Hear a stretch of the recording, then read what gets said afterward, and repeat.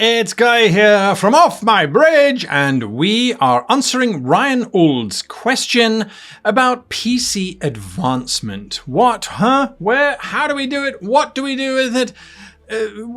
There are two aspects to PC advancement within Star Trek Adventures 2, and we need to be aware that they are kind of linked together, but they're also separate entities, and so put them into two separate spaces, as I have done by creating two separate videos. We're going to start with milestone and character arc development, because this is an area that requires, I would say, the most amount of effort from the players.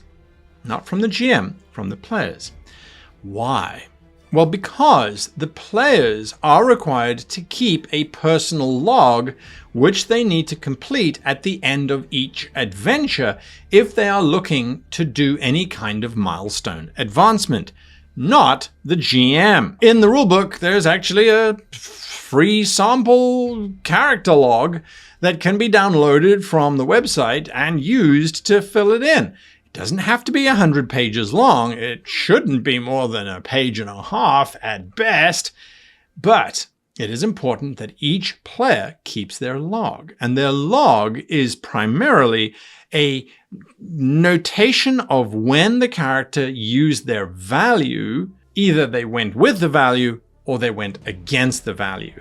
Or it could be they went with the directives or against the directives for that mission. So if the directives say do no harm and the characters caused harm, that would be them going against the directive.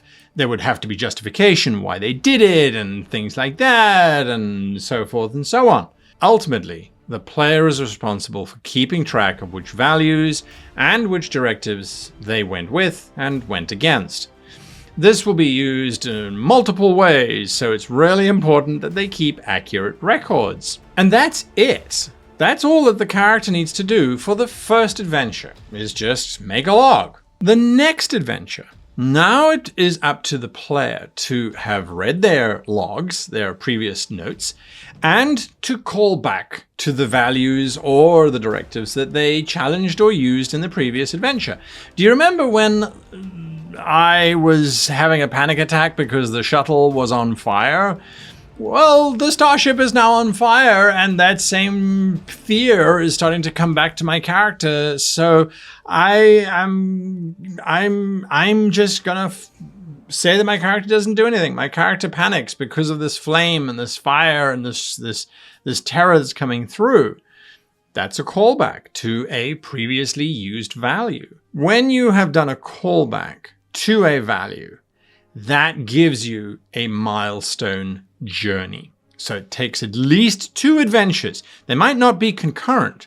That means that it might be adventure 1 and then adventure 4, where you are calling back to the previous adventure 3 episodes ago, technically speaking. This allows you at the end of the adventure to then, when you are doing your personal log, to look down and go, oh, I have achieved a milestone. I have called back to a value. I have experienced that value for a second time. I now have milestones. And milestones allow you to start to change aspects about the character. You can change an attribute by +1 to a maximum of 11. You can change your department to a maximum of +4. Hey, my value with that firefighting thing, I think that should improve my security from a 1 to a 2. That makes perfect sense. You can gain a focus or a talent. You can increase an SPC by +1 somewhere on their sheet. You can give them an extra point to one of their departments or one of their abilities. This, by the way, is a great way of investing in long-term SPCs. Think of Miles O'Brien on the Enterprise. As he started out as a lowly background character, he got invested through the milestone system of the main characters. He got increased and increased and increased until suddenly he's chief of engineering on DS9. So things like that. You can alter the starship by reducing an attribute or a department by 1 and then increasing another by 1, or you could swap out one of the talents that the starship has. Now, that is quite radical. That is quite radical. Well, you know what? We spent the entire time taking the ship's computers apart, and I was using my values of understand a thing before you break a thing. So I think we're gonna increase computers by 1, but that extra drain on power is going to reduce the engines by 1. But we are not yet done with utilizing milestones, because in another adventure, a third adventure, if you call back to the value or to the directive that you have been calling back to get your first milestone, so in other words, it is a third use of the same value or directive, suddenly you achieve what is called a character arc. And the character arc happens at the end of the third time that you are interacting with this value, and you are allowed to now change that value. You've effectively defeated it. You've overcome that state, that value. You've changed it. You've altered it. And it should now reflect a new status. And simply, when you have achieved your first character arc, to achieve another character arc, you need to have one additional adventure. So the first one is a minimum of 3. Your first adventure sets the value that you're using. Your second adventure sets the milestone for that value, having used that value again. And the third adventure is then when you set your character arc for that value. The value then changes, and now you might want to have a new course, a new projection. So then you would have one adventure to set the value that's being used, another adventure for the milestone, and then you would have to have a third adventure, again calling back to that value, and then a fourth adventure would be the character arc. And then the next one would be the 5th adventure, and the next character arc would be the 6th adventure. It's a long time, but you think about the progression of the characters, these are meant to take place over years. Now, I am joined by 2 wonderful game masters. They know Star Trek Adventures 2 really well. I've had the privilege and the honor of playing with both of them as GMs and as players at my table. They're an absolute hoot. Thoroughly love both of them. And they're going to be answering some specific questions about milestone progression within Star Trek Adventures 2. It's such a cool interview. Check it out. I am joined by 2 amazing Star Trek GMs for their opinions, thoughts, and experiences with regards to the milestone system within Star Trek Adventures 2. And they are the wonderful Jim and John. And if you want to know more about them, let's start with you, Jim. Where are you? Where can we find you? And how do people know you? Hey everybody, I'm Jim Johnson. I'm the project manager for Star Trek Adventures at Modifius Entertainment. If you are talking online about the game, literally anywhere it's talked about, whether it's the official Modifius Discord, some of the fan sites like the fan Facebook, the fan subreddit, etc., you'll see me. I'm not hard to find. Absolutely, absolutely. And John? Well, you'll find me pestering Jim with questions on many of the platforms as well. And you can also find me at johnrunsgames.com. Perfect. Now, I have had the pleasure of running games and playing games for both of these fine gentlemen, and it has been an absolutely wonderful experience. But we're talking milestones. Now, you know all the rules about milestones, because hopefully you've watched the first part of this video. So let's jump straight into it. Milestones require personal logs.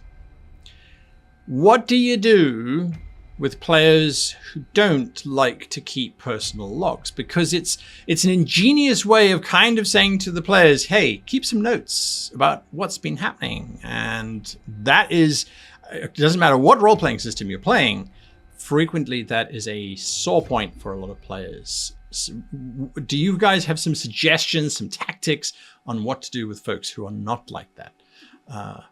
Jim? Yeah, this is an interesting topic because I've been lucky that I haven't had a lot of players that didn't want to take notes, or just try to keep track of things. It happens sometimes, but I think especially for Star Trek Adventures, especially for 2nd edition, it's really, really important to at least jot down a couple bullet points, or just like a couple of phrases or something, just to keep track of it, because the entire milestone advancement system as it is entirely driven by the player, entirely driven by using values. And I think if a player just doesn't want to do that, that's okay. I mean, that just means their character is not going to get milestones or improvement. And I think some players are probably okay with that, and they're like, yeah, I don't care. I'll just go with what I've got. Or if they get cranky, then I can just gently tell them, look, it's in your hands. Like, there's even a sidebar in the core book that says it is up to you. This isn't like other games where you're kind of just kicking back, waiting for the XP to roll in as you bash and crash. It's entirely RP and value driven. So I think once the players really get the reminder that it's on them to make even just the minimum level of effort, then they kind of get it.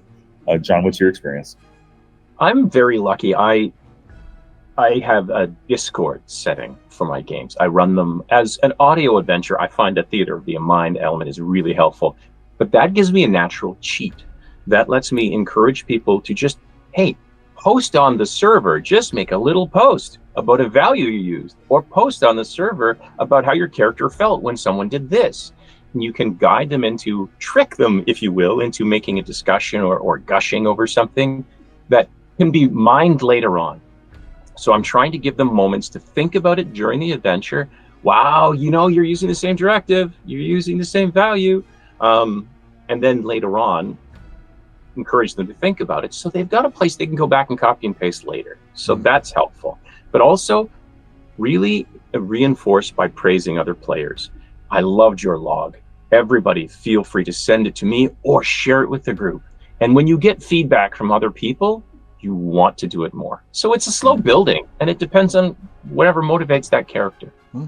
I love it. I'm hearing it's really about building your community of the players themselves. I have one wonderful player who wasn't really into writing and stuff, then started writing, and now, we had our game in August. I'm still getting, hey, I've rewritten this whole thing. I've written a short story about the adventure. I've written a short, and it's sharing with everyone else. Everyone's like, oh my goodness. Oh, but you forgot this, you forgot that. So there's almost like a collective happening. And this individual, he's really good at writing too. And it's like, well, why don't you write more? I want to read, so that's been a wonderful journey.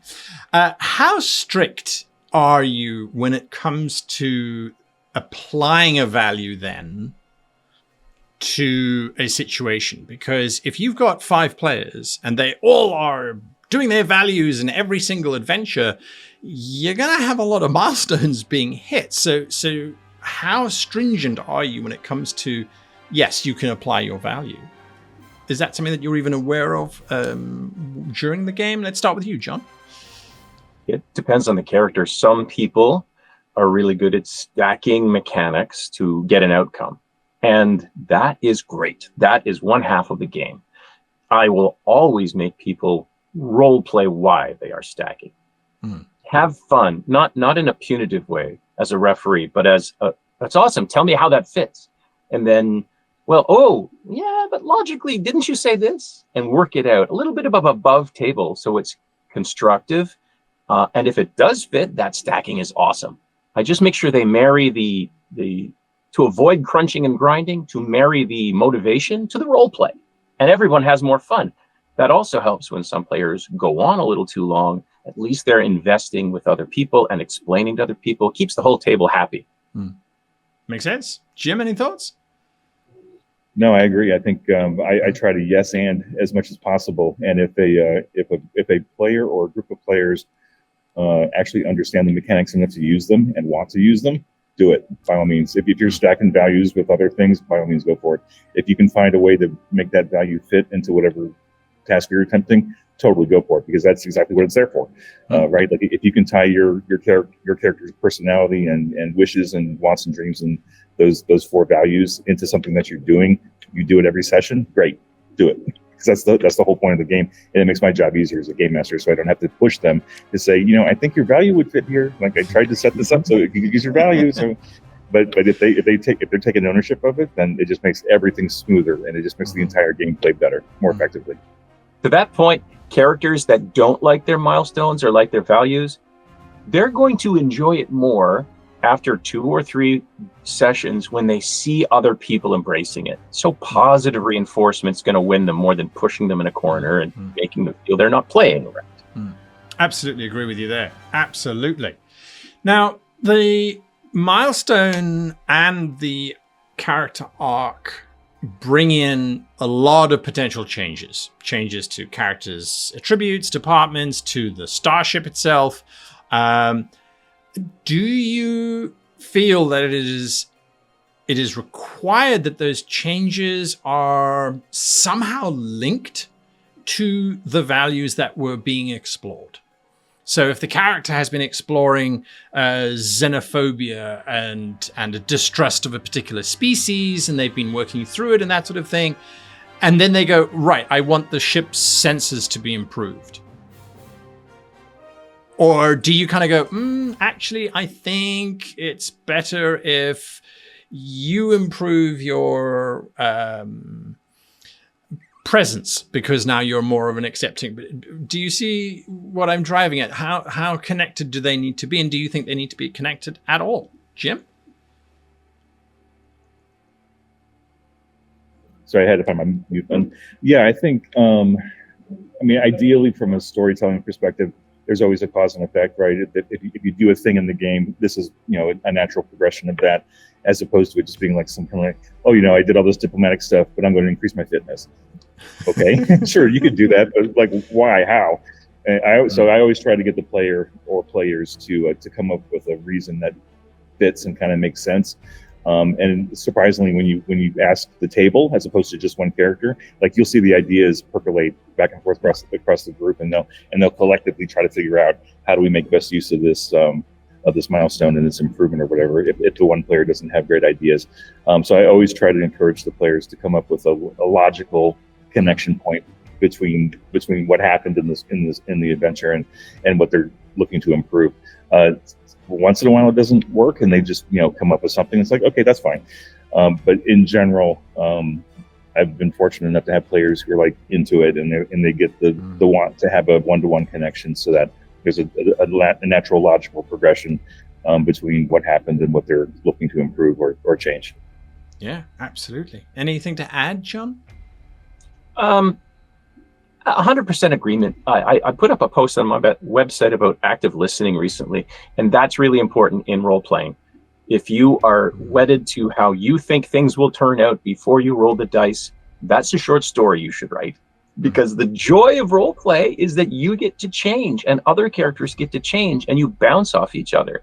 Every time there's good communication above table, the whole table comes out richer. Absolutely. Yes.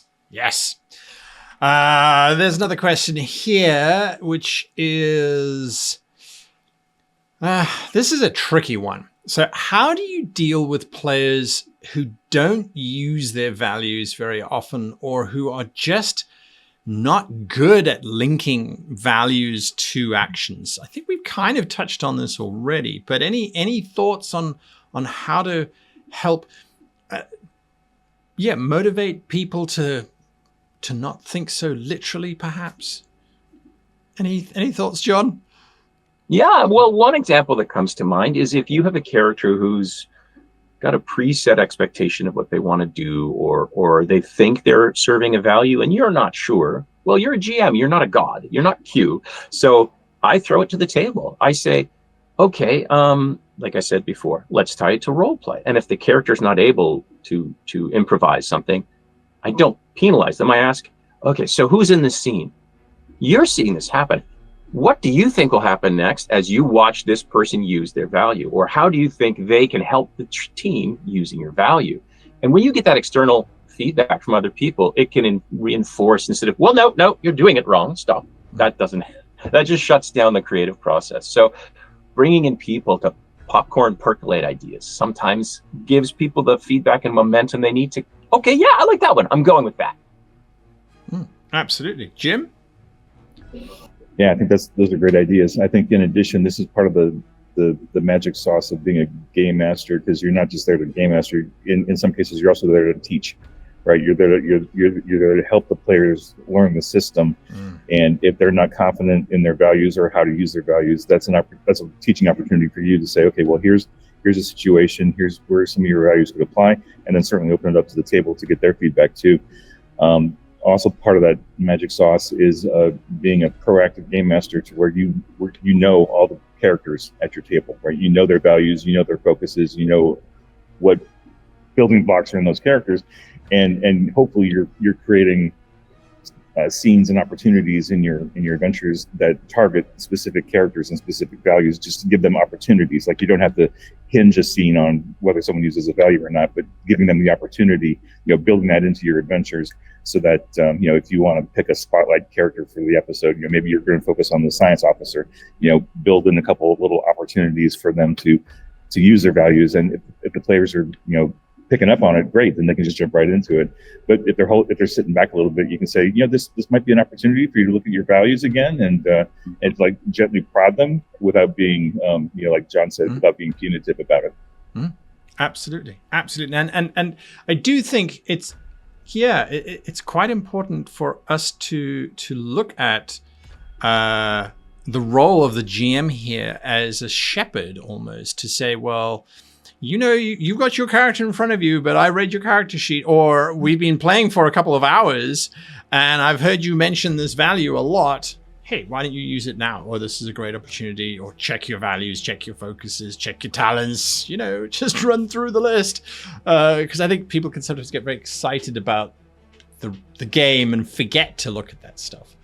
The other thing you can do is a very big part of above table play and role play is opening up to the group. As I mentioned before, I use a Discord server. I hate virtual tabletops. We will talk about that some other time. But in a Discord server, you can say, oh, you're ready to go? Pop your player sheet up on the screen. Pop it up in the server. Everybody, we're a team. What's the best way we approach this problem? Who's got a great assist? Who's got a novel idea? You're saying that to everybody, but you're implicitly saying, look at your sheet. And they may see something because you've opened the question to the group that allows them to take a step they're nervous about taking. Fantastic. I think we have already answered question 5, so I'm not even going to ask question 5 because it's more on this collaborative idea of the table getting together. So when it comes to milestones, is there any advice that you would give to GMs in terms of trying to manage milestones within the group, if they've got several players who are like really proactive and who hit those values every time? What advice would you give to GMs when it comes to handling milestones in general? Jim, any thoughts, final thoughts? I think I would encourage the players, especially as you're getting into the campaign and it's starting to grow a life, and you've got like recurring NPCs who become player favorites, right? Who, like, you got your O'Brien character, you got your Nog character, whatever, who just keeps showing up and keeps doing cool things, and it's just a reminder that the players don't have to focus on themselves with their milestones. They could help other people. They could help improve their supporting cast. They could help improve their ship. Like if they're doing a bunch of episodes where their ship is doing a lot of deep space exploration and sensors and whatever, it's like, this is an opportunity for you to like add enhancements to your ship that logically progresses from the stuff you've already been doing in the game. So just, I think, encouraging players, like, if you want the collective crew and ship to improve, using your milestones as an opportunity to do that. And to get milestones, you need to use your values. And so it's a nice little circle of life there. And I think just, if anybody complains about, oh, my character feels kind of static, well, it's like, okay, well, we can encourage you to use your values and help build those moments. And so I think it's just an opportunity to help them move things along. Fantastic. John? I think I want to say one point about directives and character motivations, because that's something else you can do, adhering to the orders of your captain, the orders, the ethos of Star Trek. Everybody thinks when they game, they want to become the Q. They want to become the Admiral. But in the narrative world, which we so nicely get to mimic here, nobody wants to leave the chair. And we are flawed humans. Klingons killed my son. I'll never help a Klingon. Fast forward, things change. The captain will have a new value. Flawed characters aren't mistakes. You're not supposed to start out as perfect Boy Scouts. And so breaking your values, breaking following with directives, they can really enrich, they can really create this whole churn effect for the whole crew where other people have to have new reactions. How did you do that? Why did you break your rules? So it doesn't have to be about adherence. It can be about role-playing why your character went against the rules. Absolutely. Fantastic stuff. Jim? I wanted to just add one quick note. John brought up a really good point that I don't think we really touched on, is that don't forget that the directives function just like values. So you can challenge a directive just as much as a value. So, and that's a reminder for game masters. Remember to tell your players what the directives are for your particular, mission or adventure, and maybe put it on a stick-it note or a whiteboard or something somewhere so that the players can see that. That's just an extra stack of values that they can tie into and relate as they're playing through. So yeah, definitely remember to use your directives too. Excellent addition to a table's murder board. Yeah. Now, interesting and well played, because that will segue beautifully when we talk about reputation, where going against your directives seems to be contrary to gaining reputation. But we'll talk about that in next week's episode when we come back. So just a big thank you to Jim and to John for joining us today, and to Ryan Auld for suggesting this video topic in the very beginning. And if you have any suggestions for future videos, leave your comments in the links down below. And leave your comments in the comments down below, and I'll leave links in the links down below where you can find these wonderful, wonderful GMs. Until next week, I wish you and yours long life and happy gaming.